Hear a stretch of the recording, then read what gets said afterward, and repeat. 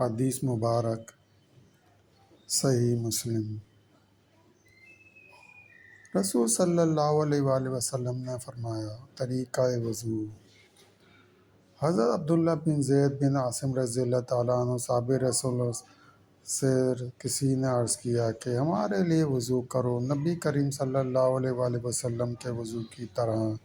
تو انہوں نے پانی کا برتن منگوایا اور برتن کو جھکا کر اس سے پانی اپنے دونوں ہاتھوں پر ڈالا، پس ان کو 3 بار دھویا، پھر اپنا ہاتھ برتن میں داخل کیا اور اس سے پانی نکالا، کلی کی اور ناک صاف کیا ایک ہاتھ سے، اور اسی طرح 3 بار کیا۔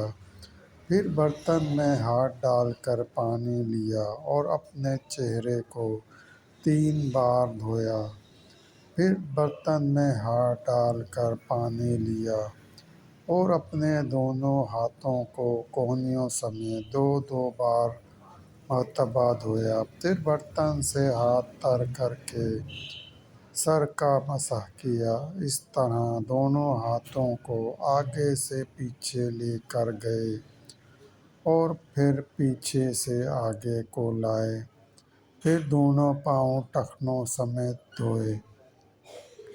پھر فرمایا، نبی صلی اللہ علیہ وآلہ وسلم کا وضو اسی طرح کا تھا۔ صحیح مسلم۔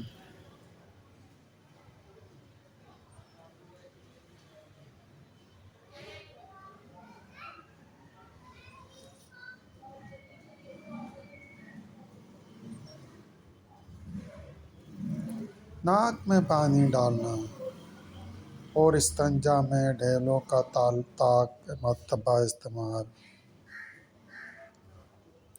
حضرت ابو ہریرہ رضی اللہ تعالیٰ عنہ سے روایت ہے کہ رسول صلی اللہ علیہ وآلہ وسلم نے ارشاد فرمایا، جب تم میں سے کوئی استنجا کرے تو طاق یعنی 1، 3، 5 مرتبہ کرے، اور جب تم میں سے کوئی وضو کرے پس چاہیے کہ اپنے ناک میں پانی ڈالے، پھر اس کو جھاڑے یعنی صاف کرے۔ صحیح مسلم۔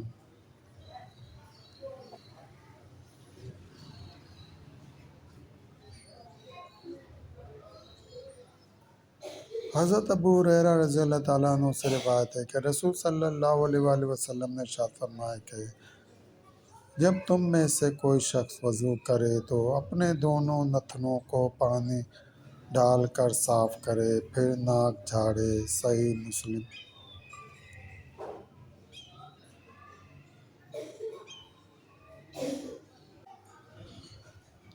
حضرت ابو ہریرہ رضی اللہ تعالیٰ عنہ سے روایت ہے کہ رسول صلی اللہ علیہ وآلہ وسلم نے ارشاد فرمایا، جو شخص وضو کرے تو ناک صاف کرے، اور جو استنجا کرے تو وہ طاق مرتبہ کرے۔ صحیح مسلم۔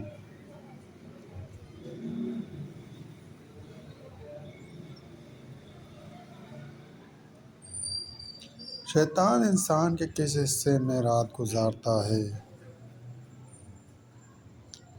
حضرت ابو ہریرہ رضی اللہ تعالیٰ عنہ سے روایت ہے کہ رسول صلی اللہ علیہ وآلہ وسلم نے ارشاد فرمایا، جب تم میں سے کوئی نیند سے بیدار ہو تو وہ 3 بار ناک جھاڑے، کیونکہ شیطان اس کے نتنوں میں رات گزارتا ہے۔ صحیح مسلم۔ دوستو، سلسلہ بھی جاری ہے۔ مزید حدیث مبارکہ سننے کے لیے چینل کو سبسکرائب کرو اور گھنٹی کے نشان کو لازمی پریس کریں، لائک کریں، شیئر کریں۔ دوستوں کو دیکھنے کا شکریہ۔